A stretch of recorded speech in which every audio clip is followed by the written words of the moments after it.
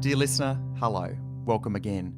If you want to automate promotions, engage an audience, and unlock revenue, go to Audata. That's audata.io.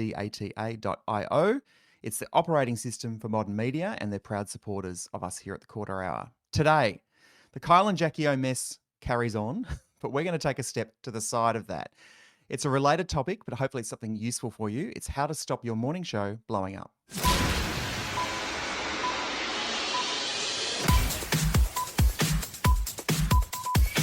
And when I say morning show, let's just say that's a placeholder for any on-air team, really, that you have a human dynamic involved. And obviously it's a high-tension working environment, that high-wire act of being on the air, but also being work colleagues too.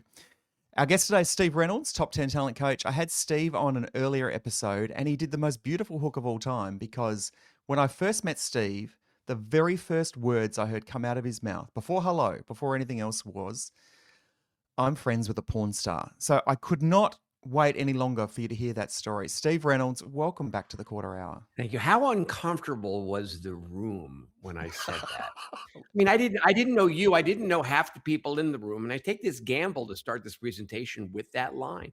What was the feeling of the room when I said that? That this is going to get weird. I think the look on the faces was kind of like, uh-oh, where's this going to go? Hmm. Yeah. Is that what you wanted? It absolutely did. I mean, look, I teach this to the talent that I work with, and I believe it in my life that if you want to be, you want to have stories to tell, and that means you got to gather them, and that means you got to step into the arena of life and take gambles. And my knowing of a porn star was an absolute gamble in my life that I felt that had a very high ROI on it, return on investment. But the worst that happens is I was rejected. I'll tell you the story, but can I tell you a story about my mother first? Yeah, please do. She's not the porn star, right?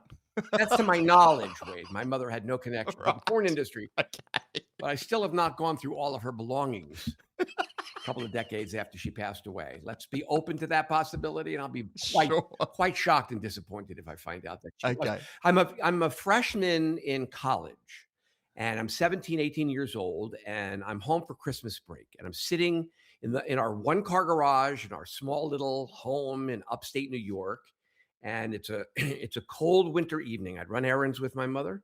I was very, very close with her, and we pull back into the garage from the errands, and she said, "How is college going?"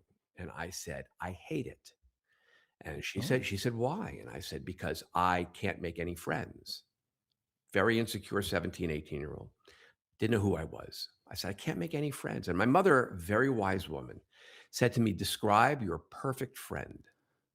I thought it was a great question. So without skipping a Yeah. beat, I looked at her and I said, "That's easy. Someone just like me." And without skipping a beat, my mother looked at me and she says, "That sounds really fucking boring." She said, "Why would you want to get to know someone like you? Why wouldn't you want to get to know someone completely different from you?" And Ah. it was that conversation many, many, many years ago where I said, "I'm going to design a life where I'm going to meet people completely different from me." And you're an example of that. I mean, we met that day and we were in Minneapolis, Minnesota when we met, and you and Yep. I became instant friends. And we've kept in touch. I don't know how many years ago that was. So I'm going to bring you to a summer afternoon. I am in New York City by myself on holiday, and I decided to go see a matinee of a play. And don't remember what it was, kind of inconsequential to the story. And when it's over, the doors open up, and I'm now on the streets of New York. It's daytime, and there's a guy walking next to me, and I can't figure out who he is. I recognize him. I can't connect the dots. And I figured I'm going to stay at this instead of giving up. I kept walking and thinking Mm. and probably staring. And he had no concept that I was doing any of this. And I'm 3 blocks down now. And it finally dawns on me who he is. And you've figured it out based on the frame of the story. And I decided to go up to him. And I figured I had nothing to lose and everything to gain in engaging this person. The worst that happens is we go our separate ways. And I said, "Excuse me, can I ask you a question?" He said, "Yes." And I said, "You look very familiar to me." And he went, "Uh-huh." And I said, "I think I've seen you in porn. Am I right?" He said, "Yes." It's And I said to yes. him, "I have always wanted to talk to someone like you. Ah. Can I take you out for coffee?" Oh. And he said, absolutely. And we went out to a Holiday Inn somewhere to the restaurant. We sat and had coffee, and we were friends for probably 5, 6 years. Wow. That I would go to Los Angeles where he lived, and I would always tell him, and we'd go out, and we'd talk, and I maybe I was one of his normal friends, and he would travel and send me cards on location. And that was he was one of the interesting. I kind of think if you surround yourself with people who are different, Yeah. people who are interesting sort of spills on you. Yeah. And I mean, I don't mean to connect dots back to the radio, but I think that if I have stories like that to tell, if I'm around interesting people, I'll be a more interesting person on the air. And I've used that story to tell talent. Yeah. You've got to meet people completely different from you, people who live on the fringes of life. Yeah. I don't know where that guy is now. I don't know if he's alive still. I've tried to Google him, but because he had a stage name and a real name, I've been very, very unsuccessful. Yeah. Haven't put much effort into it, but I mean, I'm friends with a porn star, and Yeah. people are kind of fascinated because I think most people don't have the constitution to go walk up and make a statement like that. Yet I do, and I got that from that evening in the car with my mother when I told her I couldn't make friends. Well, what great advice from your mum, and yeah, great advice for talent too. And no matter where that porn star is now, dead or alive, you can be assured he's a stiff. Okay. Today's topic. So you've been following the Kyle and Jackie O saga over there, I know, and one of the things that I'm keen to do is kind of move it out of the day-to-day, commentary around what's going on, and because it just never ends, into something that's quite useful for people.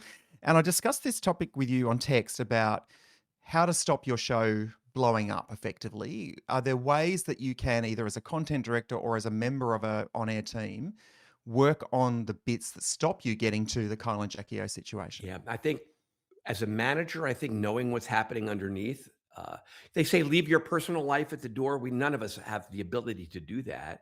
We have to. This is an easy answer. You've got to have knowledge of what's going on in the lives of your people, what's going on at home, what's going on in their life, and step in front of all of that stuff. I mean, the audio is quite shocking. I don't have to prove No, you anything. do. You Go can't and accuse me of doing something and listen then say I to don't have listen to to say the it. program. You'll hear yourself. Oh, no, just give me one example. Be aware of what's really going I on. am, Kyle. That I totally am offended by you saying something Well, like that. too bad if you are, because that's the reality of what we're dealing with here. This is not a fake. It's not a stunt. It's not a PR thing.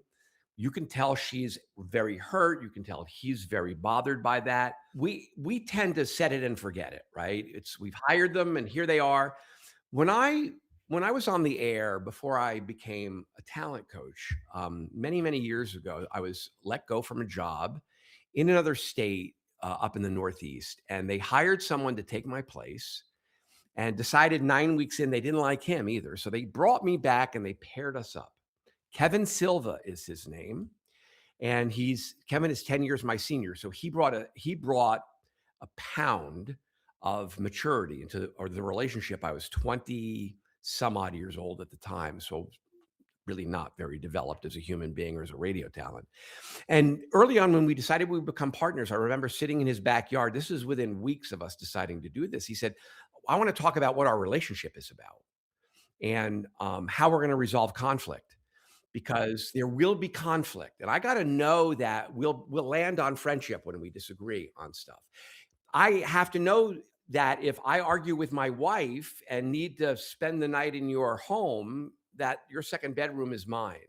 And I may never ask to do that, but I got to know that I can. And you have to know that when you're driving home at 5 o'clock from the gym, you could just show up at my house unannounced and I'll put a plate down for you. You may never do that, but we need to know that we can do that for each other and how we will resolve conflict. And from that, whenever I've interviewed people, I always ask teams, tell me about how you argue. Tell me about how you resolve it. I want to know all of those mechanisms. And what I find is most of them have never had that conversation. So we have that conversation before the hire. And then it's the care and maintenance. Right. There was, you and I have our common theme, our common bond is a company here in the States by the name of Hubbard. And that's where we met, was at a Hubbard function for all of their program directors. They have a brilliant CEO by the name of Ginny Mars, Ginny Hubbard now. Ginny, brilliant, just a brilliant forward thinker. I was sitting in her office one day before I met you one of my interesting friends. You know, you're my only Australian friend besides Nicole Kidman, of course, who I was just on the phone with. I made that up. Yeah. Jenny said to me, "What are we not providing our talent that no other company has?" It was a great question. I had to think on it for a couple of moments. And I said, a forward-thinking company would provide resources to have a therapist on staff that would travel the markets and just talk to people. I know of no company that's ever done this. But if I were the CEO of a mega company, and I think any company in Australia should consider that, considering how important and prominent personalities are to the health of your industry, is have a therapist just travel and say, "How are you doing?" And you'll find all of these problems so early they can be corrected versus what we heard on that audio, because they didn't get in front of all of the problems when they were fixing. Yeah, it's interesting you say that because I remember Hamish and Andy used to have this phrase, and I might get the numbers sort of wrong, but effectively it was, say, 50% on air, 50% off air. So they would work hard on the air and they were really disciplined. And despite that show being feeling loose to listeners, it wasn't. It was really well structured and disciplined. But Hamish and Andy themselves put the effort into doing the off air. They did the team things. You know, they took the team out for drinks. They made sure the team got rewarded when the boys got rewarded.